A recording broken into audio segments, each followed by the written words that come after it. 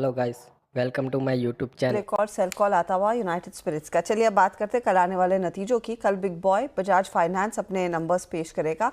उसके साथ ही फिर हमारे रेडार पर रहने वाला है केमिकल में एसआरएफ और मिड कैप आईटी में परसिस्टेंट कोफोर्ज जैसे स्टॉक्स। वैसे वायदा की 8 कंपनियां अपने नतीजे पेश करने वाली, तो लिस्ट लंबी है।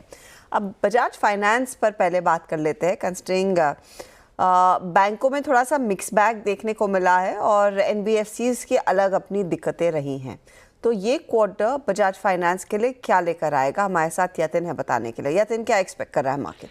तो देखिए, बजाज फाइनेंस एक कंसिस्टेंट नंबर रहेगा। अगर हम कंसोल बेसिस पे बात करें तो नेट इंटरेस्ट इनकम में लगभग 23% का इजाफा आप देखेंगे। ये सीएनबीसी आवास का पोल है और लगभग 8,878 करोड़, यानी लगभग 8,500-9,000 करोड़ रुपए के बीच में नेट इंटरेस्ट इनकम का अनुमान है। मुनाफे में बिकॉज अदर इनकम कम होगी, 13% की ग्रोथ एक्सपेक्टेड है और प्रॉफिट का नंबर कंसोल बेसिस पे लगभग 4,000 करोड़ रुपए तक का हो सकता है। ऑपरेटिंग परफॉर्मेंस भी शानदार रह सकता है, 24-25% की ग्रोथ रहेगी। लेकिन नेट इंटरेस्ट मार्जिन से ये एक फिगर है जो आपको ध्यान देना होगा, जहां लगभग 30 बेसिस पॉइंट्स का प्रेशर इस क्वार्टर में देखने को मिल सकता है। पिछले क्वार्टर मैनेजमेंट ने कमेंट्री दी थी कि क्रेडिट कॉस्ट एलिवेटेड रहेंगे। वो किस हिसाब से रिजल्ट्स को इस क्वार्टर में इम्पैक्ट करते हैं वो देखना रहेगा। आगे की कमेंट्री क्या है क्रेडिट कॉस्ट को लेके, वो काफ़ी अहम रहने वाली है। तो H2 का गाइडेंस और ओवरऑल जो क्रेडिट कॉस्ट है इसको अगर हम देखें तो कैसे रहेगा ये देखने की ज़रूरत है। AUM ग्रोथ लगभग 30% की रहेगी, 7% क्वार्टर ऑन क्वार्टर बेसिस की ग्रोथ आपको यहाँ देखने को मिलेगी। और ओवरऑल अगर हम बात करें तो क्रेडिट कॉस्ट लगभग 5 बेसिस पॉइंट्स इस क्वार्टर थोड़े बहुत घटने की उम्मीद है कंसोल बेसिस पे। लेकिन हाँ, जो मैनेजमेंट की कमेंट्री है और जो एनालिस्ट का एक्सपेक्टेशन है, इसको मद्देनजर रखते हुए यहाँ काफ़ी कमेंट्री इंपॉर्टेंट रहेगी। कमेंट्री इंपॉर्टेंट रहेगी। और इनफैक्ट आज सुबह में जब हम एलटीआर नंबर्स पर डिस्कशन कर रहे थे, उन्होंने क्रेडिट कॉस्ट पर कहा था, उल्लेख किया था कि आगे जाकर थोड़ा सा ईज देखने को मिल सकता है। वो कितना बड़ा पॉजिटिव रहेगा सेक्टर के लिए वो एक चीज़ है। लेकिन शरद, आप अपने आप को पोजीशन कैसे करेंगे? क्योंकि बजाज फाइनेंस कोई छोटा स्टॉक नहीं, एक भारी स्टॉक है। इसको लेकर एक्सपेक्टेशंस और एस्पिरेशंस अलग ज़्यादा होती है। मुझे लगता है, देखिए, मेरी अप्रोच तो हमेशा काफी सिंपल होती है। मुझे लगता है वैल्यूएशन वाइज थोड़ा एक्सपेंसिव साइड पे है स्टॉक, और अनलेस एंड अनटिल जो नए बिजनेस डिविजन्स या वेंचर्स ये कर रहे हैं, वहां पे वैसी स्केलेबिलिटी अचीव कर पाते हैं जो ट्रेडिशनल बिजनेस में इन्होंने की है। जैसे वहां इन्होंने जो क्रेडिट रेटिंग मैट्रिक्स वगैरह को यूज करके जिस तरीके से कंज्यूमर लोन्स पे अपनी पेनिट्रेशन बनाई है, वो काफी काबिल तारीफ था। आज के दिन आप अगर उनके ऐप पे जाते तो अक्रॉस द बोर्ड कुछ भी उसको यूज कर सकते हैं। तो मुझे लगता है अगर वहाँ वो स्केलेबिलिटी वो अचीव कर पाते हैं, तो आने वाले समय में काफ़ी ट्रांसफॉर्मेटिव हो सकता है।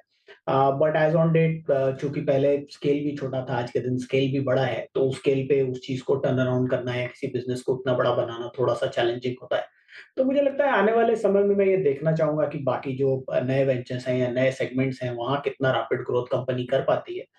जहाँ तक करंट वैल्यूएशंस का सवाल है, आप already 5-6 time price to book forward पे शायद ट्रेड कर रहे हैं।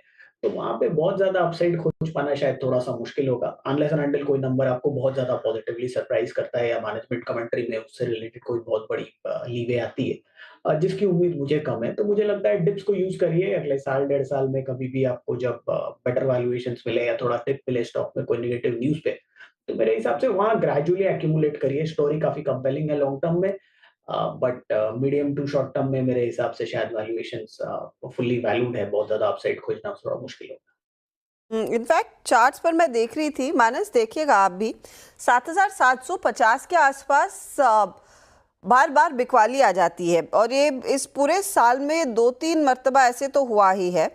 हाल फिलहाल में भी फिर ये 77-68 तक गया और उसके बाद फिर फिसलना शुरू हो गया। तो टेक्निकली ये लेवल क्या बड़ा रेजिस्टेंस का है? क्या लग रहा है उसको पार करना बेहद मुश्किल है? उसके लिए एक बहुत बम्पर क्वार्टर चाहिए होगा।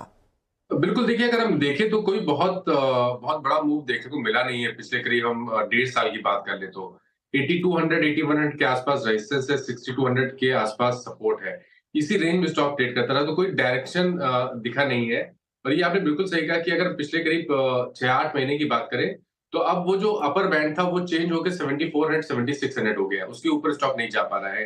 अब फिलहाल 200 मूविंग एवरेज के नीचे ट्रेड कर रहा है। यहाँ पर मैंने एक रिकमेंडेशन, सेल रिकमेंडेशन भी दिया था 4 दिन पहले, जब 200 मूविंग एवरेज ब्रीच हुए थे। मेरे ख्याल से जो लोअर रेंज है 6400, स्टॉक उसकी तरफ जाने की कोशिश कर रहा है, तो अभी भी स्ट्रक्चर वीक लगता है, गिरावट पे खरीदारी नहीं करनी है। और कभी कोई उछाल मिले तो यहाँ पर लॉन्ग पोजीशन से एग्जिट करिए। फ्रेश खरीदारी केवल और केवल 7100 के ऊपर ही करनी। ओके, तो देखते हैं ये पहुंचता है या नहीं उन लेवल्स पर, और नंबर्स इवेंचुअली क्या डिलीवर करते हैं।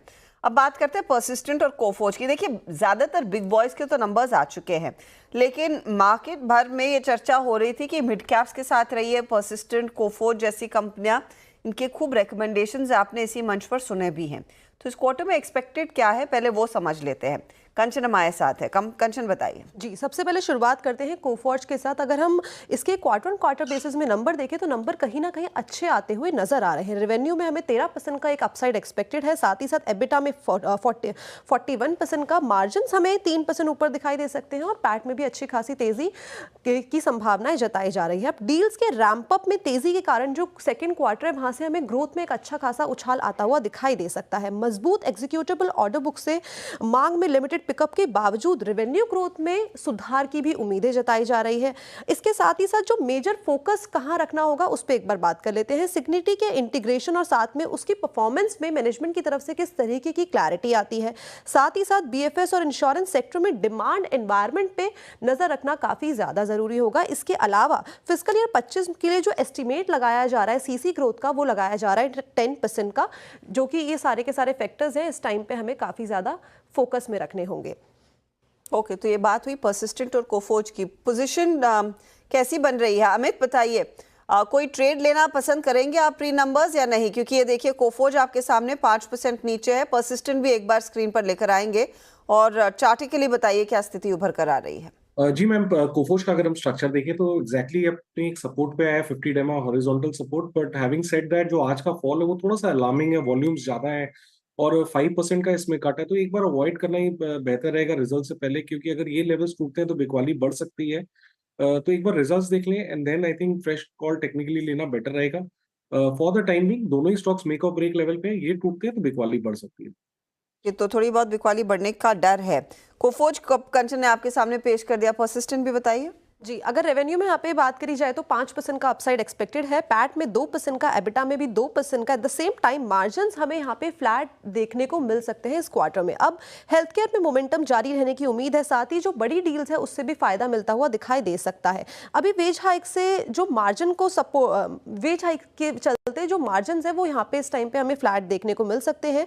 बीएफएसआई में डील मोमेंटम जारी रहने की भी उम्मीदें जताई जा रही है। साथ ही साथ हाईटेक में रिकवरी कमेंट्री किस तरीके की आती है, ये खासा फोकस में रखने वाली चीजें होंगी। ये इनफैक्ट परसिस्टेंट और कोफो। जब बात करते हैं एसआरएफ, और एसआरएफ के लिए पिछले हफ्ते तो वैसे भी एक झटका आ चुका था, ये क्वार्टर थोड़ा सा दर्दनाक रहेगा। अब नंबर्स में क्या पेंसिल इन किया जा रहा है, कितनी बुरी स्थिति हो सकती है? जी, मार्जिन्स यहाँ पे हमें कहीं ना कहीं नेगेटिव साइड पे जाते हुए दिखाई दे रहे हैं। सबसे पहले रेवेन्यू की बात करें तो 12% का अपसाइड एक्सपेक्टेड है, एबिटा में 4% का, पैट में 4% का, लेकिन मार्जिन्स करीबन 1 से 1.5% हमें गिरते हुए दिखाई दे सकते हैं। पैकेजिंग की इसके अलावा बात करी जाए वाई ऑन वाई बेसिस में तो यहाँ पे 25% का एक अपसाइड एक्सपेक्टेड है, केमिकल में 4% और टेक्निकल टेक्सटाइल में हमें 10% की ग्रोथ देखने को मिल सकती है। अब कहाँ पे नजर रहेगी उस पर एक बार बात कर लेते हैं। सबसे पहले स्पेशलिटी फ्लोरोकेमिकल प्लांट पे किस तरीके की डिमांड आती हुई दिखाई देगी, साथ ही साथ केमिकल में डिमांड रियलाइजेशन, टेक्निकल टेक्सटाइल में किस तरीके की मांग आती है, और साथ ही साथ पैकेजिंग कारोबार को लेकर मैनेजमेंट की किस तरीके की कमेंट्री आती है, ये की फोकस पॉइंट्स होंगे।